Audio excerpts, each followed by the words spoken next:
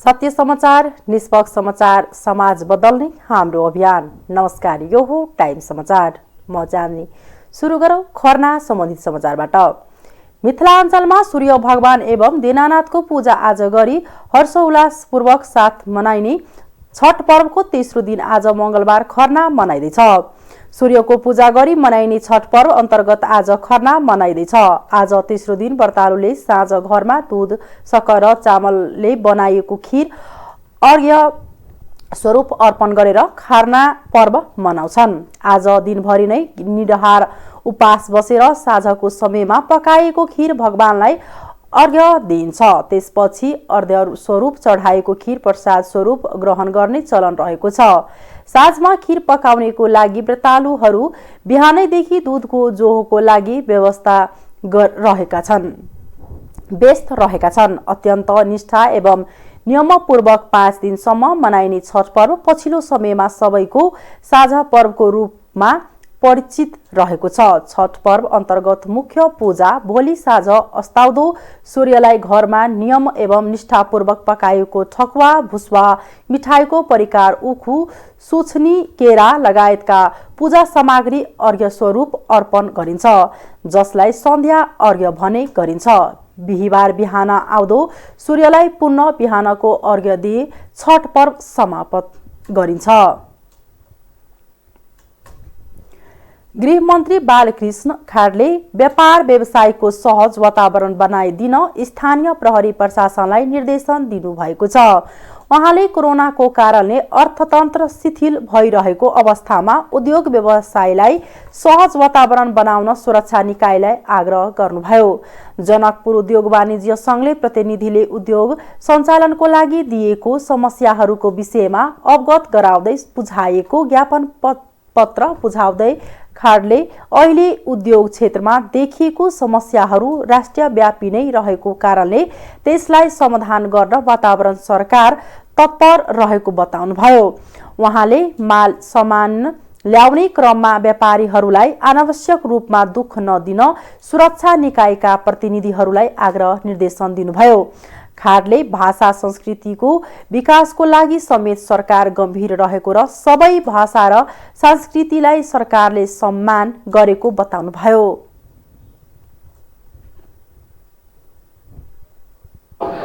जनकपुर धामले यो जुन विषय उठाएको छ, यो मलाई लाग्छ जनकपुर धाम उद्योग वाणिज्य सङ्घको मात्रै समस्या होइन, यो देशभरिका उद्योगी र व्यवसायको समस्या हो। वर्तमान सरकार सबै समुदायलाई सम्मान गर्दछ र उद्योगी व्यवसायीहरूको स्वतन्त्र उद्योग व्यवसाय सञ्चालनका लागि जुन माग गर्नुभएको छ त्यसमा सरकार सकारात्मक छ र स्थानीय प्रशासनले, सुरक्षा निकायले उहाँहरूलाई उद्योग व्यवसाय सञ्चालनमा अवरोध गर्ने होइन कि सहयोग गर्नुपर्नेछ। र मेरो यहाँ यो 2 नम्बर प्रदेशका प्रहरी प्रमुख लगायतका सुरक्षा निकायका अधिकृत जवानहरूलाई मेरो निर्देशन छ कि उद्योग व्यवसायीलाई अप्ठ्यारो पार्ने होइन, उहाँहरूलाई सहज बनाउन सहयोग गर्नुहोस्।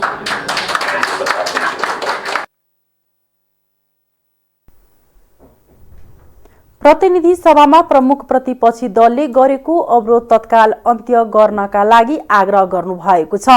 उहाँले प्रतिपक्षी दलकै अवरोधका कारण बैठक चल्न नसकेपछि प्रतिनिधि सभाको अधिवेशन अन्त्य गरिएको समयमा गृहमन्त्री खाडले प्रतिपक्षी दललाई अवरोध अन्त्य गर्नका लागि आग्रह गर्नुभयो। मंगलबार जनकपुर धाम स्थित जानकी मन्दिरमा पूजा अर्चना गरेपछि सञ्चारकर्मीहरूसँग कुराकानी गर्दै गृहमन्त्री खाडले प्रतिनिधि सभामा जनताका गुनासा, समस्या लगायतका कुराहरू जनप्रतिनिधिहरूले राख्ने थलो रहेकाले छलफल र संवाद मार्फत अवरोध हटाउन सरकार तयार रहेको बताए। राष्ट्रिय राजनैतिक मूलधारमा नआएका पार्टीहरूसँग संवाद तथा छलफल मार्फत राजनैतिक मूलधारमा ल्याउने काम समेत भइरहेको उनको भनाइ थियो। यसका साथै राजनीतिक परिस्थितिलाई सहजीकरणको दिशामा अगाडि बढाउन सरकार प्रतिबद्ध रहेको बताए। सोमबार अबेर रातिसम्म चलेको प्रदेश सुरक्षा समितिको बैठकमा सुरक्षाको विषयमा आन्तरिक र बाहिरी चुनौती संवेदनशीलता बढ्दै गइरहेको समयमा यस विषयमा छलफल भएको गृहमन्त्री खाँडले जानकारी दिए।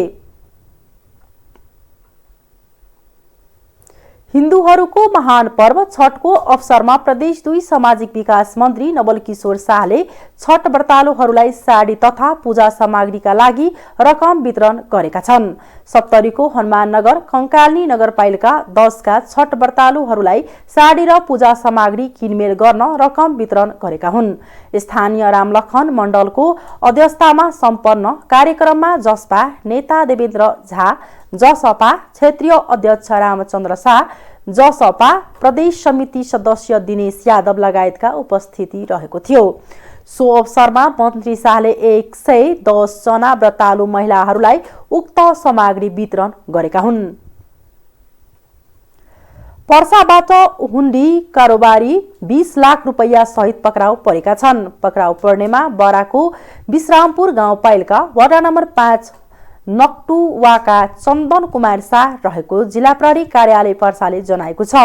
शाहलाई वीरगञ्ज महानगरपालिका वडा नम्बर 8 घण्टा घरबाट आदर्शनगर जाँदै गरेको ना 48F7691 नम्बरको मोटरसाइकललाई चेक जाँच गर्दा रुपैयाँ सहित पक्राउ गरेको प्रहरी प्रवक्ता प्रहरी नायब उपरीक्षक ओम प्रकाश खनालले जानकारी दिए। शाह विरुद्ध बैंक तथा वित्तीय संस्था सम्बन्धी ऐन 2073 विरुद्धको कसुरमा अनुसन्धान अगाडि बढाएको प्रवक्ता खनालले बताए। प्रधान न्यायाधीश चोलेन्द्र शमशेर जबराले आज बन्दी प्रत्यक्षीकरण सहित सबै खालका मुद्दामा सुनवाईका लागि पेशी तोक्नु भएको छ। प्रधान न्यायाधीश राणाले 9वटा इजलासमा पेशी तोक्नु भएको छ।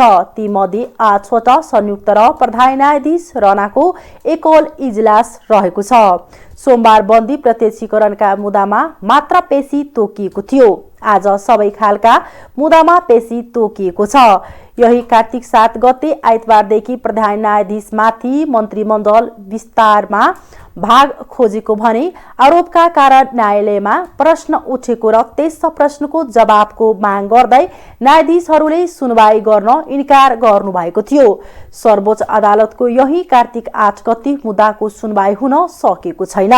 बीचबीचमा बन्दीको मुद्दामा मात्र सुनवाई भएको छ।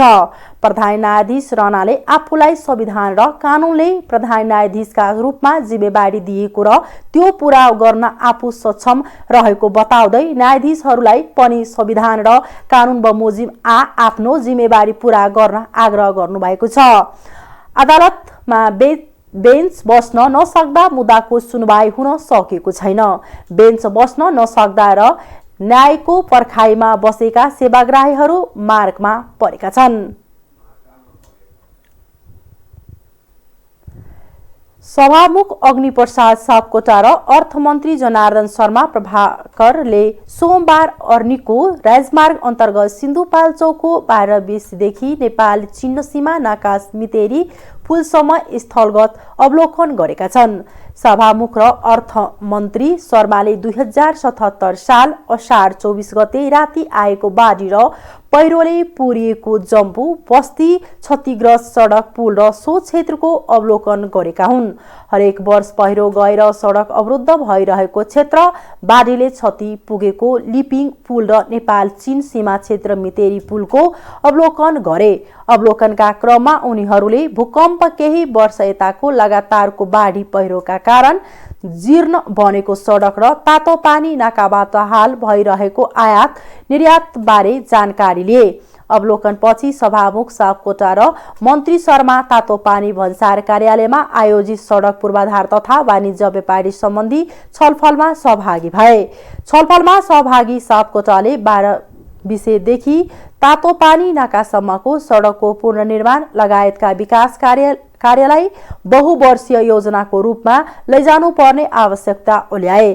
त्यसका लागि तत्कालीन, अल्पकालीन र दीर्घकालीन खाका बनाएर अगाडि बढ्नुपर्ने उनको भनाइ छ। नेपाल चिन्न सम्बन्धमा ऐतिहासिक महत्व बोकेको जयन्ती मार्ग समेत भनिने यो नाकालाई अन्य नाकासँग तुलना गर्न नमिल्ने भन्दै उनले सो क्षेत्रको सुधारबाट राज्यले ठूलो फाइदा लिन सक्ने बताए। भूकम्प, बाढी र पहिरो जस्ता विपत्तिका कारण 12 विषयदेखि तातोपानीसम्मको सडक व्यवस्थित गर्न चुनौती भएको उनको भनाइ थियो। सभामुख सापकोटाले सिमानाकाबाट आयात निर्यात सहजीकरणका लागि चिनिया अधिकारीहरूसँग छलफल भइरहेको जानकारी दिँदै छिटै थप सहज हुने विश्वास व्यक्त गरे। उक्त सडक खण्ड सुधारका लागि सरकारी प्रतिबद्धता अनुसार परिणाम आउने गरी काम अघि बढ्ने विश्वास व्यक्त गरे। 2076 सालको अन्त्यबाट विश्वव्यापी रूपमा देखा परेको कोभिड-19 महामारीका कारण लामो समयसम्म उत्तरी सीमा नाका बन्द रहेको थियो। भूकम्पपछि सभामुखको पहलमा खुलेको तातोपानी नाका व्यवस्थित गर्न र राजमार्ग व्यवस्थित गरी सुचारू गर्न सभामुख सापकोटाको पहलमा काम हुँदै आएको छ। आर्थिक समाचार।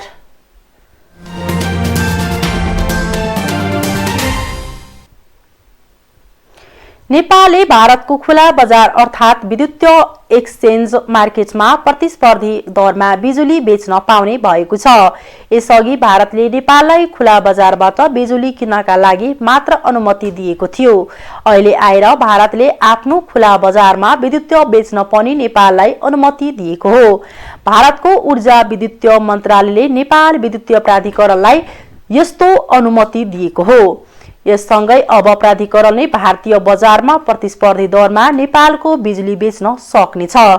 प्राधिकरणका कार्यकारी निर्देशक कुलमान घिसिङले भारत सरकारबाट त्यहाँको विद्युतीय एक्सचेन्ज बजारमा विद्युतीय बेच्न स्वीकृत पाएको बताए। अहिलेसम्म भारतमा जे जति विद्युतीय निर्यात भएको थियो त्यो औपचारिक थिएन, बढी भएको विद्युतीय प्रदान गरेको मात्र हो। तर अब औपचारिक रूपमा नै विद्युतीय बेच्न पाउने गरी अनुमति पाएको छौं। उनले भने यो नेपाल भारत क्रस बर्डर विद्युतीय व्यापारको सन्दर्भमा ऐतिहासिक छ। प्राधिकरणले भारतीय विद्युतीय एक्सचेन्ज मार्केटको सदस्य बन्न केही समय अघि त्यहाँको ऊर्जा मन्त्रालयमा आवेदन दिएको थियो। सोही आधारमा उक्त मन्त्रालय गत वैशाखमा प्राधिकरणलाई खुला बजारबाट विद्युतीय किन्न स्वीकृति दिएको थियो। अहिले आएर आफ्नो खुला बजारमा विद्युतीय बिक्री गर्न अनुमति दिएको हो। भारतीय खुला बजारमा विद्युतीय किनबेचका लागि अनुमति पाउने नेपाल दक्षिण एसियाकै पहिलो मुलुक हो। प्राधिकरणले अब भारतको एनटीपीसी विद्युतीय व्यापार निगम एनभीवीएन मार्फत विद्युतीय बिक्री गर्नुपर्नेछ। भारतले नेपालमा विद्युतीय आयात निर्यात गर्न एनभीवीएनलाई मोडेल एजेन्सी तोकेको छ। त्यही निकाय मार्फत नै विद्युतीय आयात निर्यात गर्नुपर्ने छ। भारतबाट अनुमति पाएपछि प्राधिकरणले मंगलबार राति 12 बजेबाट नै भारततर्फ विद्युतीय निर्यात गर्न सुरु गरेको छ। पहिलो चरणमा प्राधिकरणले 39 मेगावाट विद्युतीय भारतीय खुला बजारमा बेच्न लागेको हो। ढल्केवर मुजफ्फरपुर 400 केबी अन्तर्देशीय प्रसारण लाइन मार्फत उक्त विद्युतीय मार्फत पठाइएको छ। प्राधिकरणकै स्वामित्वको 24 मेगावाटको त्रिशुली र 15 मेगावाटको देवीघाट जलविद्युतीय आयोजनाबाट उत्पादित 39 मेगावाट विद्युतीय भारतीय खुला बजारमा बिक्री गरिएको हो। हाललाई सोही आयोजनाको विद्युतीयलाई स्रोत मानेर भारतले विद्युतीय बेच्न अनुमति दिएको हो। अहिले हामीले यही दुई आयोजनाबाट विद्युतीय बिक्री गर्नेछौं। आगामी दिनमा अन्य आयोजनाहरूको पनि विद्युतीय बिक्री गर्ने गरी काम गर्नेछौं, घिसिङले भने। नेपालले 456 मेगावाटको माथिल्लो तामाकोशी, 59 मेगावाटको मस्याङदी र 45 मेगावाटको माथिल्लो भोटेकोशी जलविद्युतीय आयोजनाको पनि विद्युतीय बेच्ने गरी भारतमा प्रस्ताव गरेको छ।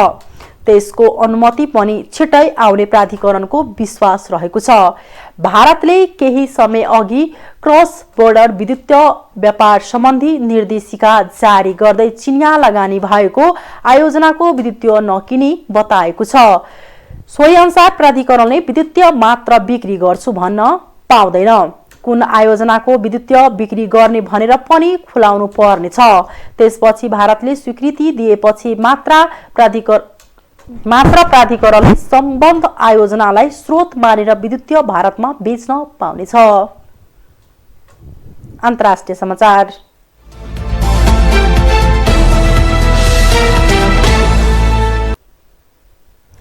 भारतमा जिका भाइरसको संक्रमण देखिएको छ। उत्तर प्रदेशको सबैभन्दा धेरै जनसङ्ख्या भएको जिल्लामा 17 जना बालबालिका सहित कम्तीमा 89 जनामा जिका भाइरसको संक्रमण देखिएको स्वास्थ्य अधिकारीलाई उद्धृत गर्दै बीबीसीले जनाएको छ। कानपुरका प्रमुख मेडिकल अधिकृत डाक्टर नेपाल सिंहले पछिल्ला दिनमा संक्रमण बढ्दो क्रममा रहेको बताएका खबरमा उल्लेख छ। भारतमा पहिलो पटक सन् 2017 मा गुजरातमा जिका भाइरसको संक्रमण देखिएको थियो। अहिले कानपुर पछि उत्तर प्रदेशमा संक्रमण देख्नु डरलाग्दो विषय भएको भन्दै स्वास्थ्य अधिकारीहरूले प्रकोपको निगरानी गर्न र फैलावट रोक्न टोली गठन गरेको बताएका छन्। उत्तर प्रदेशका मुख्यमन्त्री योगी आदित्यनाथले जिका भाइरस शहरमा छिटो फैलिएको उल्लेख गर्दै अधिकारीहरूलाई विशेष सावधानी अपनाउन र अनुगमन गर्न निर्देशन दिएको समाचार संस्था एएनआईले जनाएको छ। लामखुट्टेको टोकाइ र यौन सम्पर्कबाट सर्ने यो भाइरस मानिसको दिमाग खुम्चिने र रोग प्रतिरक्षा प्रणाली कमजोर हुने विषयसँग जोडिएको हुन्छ। जिका भाइरस पहिलो पटक सन् 1947 मा युगान्डाको बादरमा पहिचान भएको थियो। यसको अहिलेसम्म कुनै औषधि पत्ता नलागेकाले संक्रमण हुनै नदिनु नै रोकथामको एक मात्र उपाय भएको डाक्टरहरूले बताएका छन्। भारतको भोपालमा रहेको एक बाल अस्पतालमा आगलगी हुँदा 4 जना बालबालिकाको ज्यान गएको छ। मध्य प्रदेशको राजधानी भोपालको रहेको एक अस्पतालमा आगलगी भएको हो। अस्पतालमा 40 जना बालबालिका रहेका र त्यसमध्ये 36 जना सुरक्षित रहेका भारतीय सञ्चार माध्यमले जनाएका छन्। त्यहाँको सरकारले ज्यान गुमाएका परिवारलाई 4 लाख रुपैयाँ राहत दिने घोषणा गरेको छ। घटनाको अनुसन्धान गर्न निर्देशन पनि दिएको खबरमा उल्लेख छ। अमेरिकी वेब सेवा प्रदायक कम्पनी याहू अन्त चिनिया बजारबाट बहिरिएको छ। उक्त कम्पनी चीनबाट बहिर्ने पछिल्लो बहुराष्ट्रिय कम्पनी बन्न पुगेको छ। चीन सरकारको नियमनहरूको पालना गर्नका लागि अति नै चुनौतीपूर्ण भएको भन्दै कम्पनीले त्यस्तो कदम चालेको हो। प्रविधि उद्योगमाथि चीनको बढ्दो नियन्त्रणका कारण कम्पनीले सोमबारदेखि चीन नछाड्ने निर्णय गरेको हो। कम्पनीले चीनमा बढ्दो चुनौतीपूर्ण व्यावसायिक तथा कानून वातावरणका कारण आगामी नोभेम्बर 1 देखि आफ्ना सेवा चीनमा उपलब्ध नहुने बताएको छ। चीन सरकारले सोमबारदेखि नयाँ डाटा सुरक्षा कानून लागू गरेकै दिनमा कम्पनी चीनबाट बहिरिएको हो। उक्त नयाँ कानूनले प्रविधि कम्पनीहरूलाई प्रयोगकर्ताका डाटा संकलन गर्ने कुरामा नियन्त्रण गर्ने तथा प्रयोगकर्ताका डाटा उपयोग गर्ने विषयमा थप कडाई गरेको छ। साथै नयाँ कानूनमा सरकारले मागेको खण्डमा कम्पनीहरूले प्रयोगकर्ताका डाटा उपलब्ध गराउनु पर्ने व्यवस्था गरेको छ।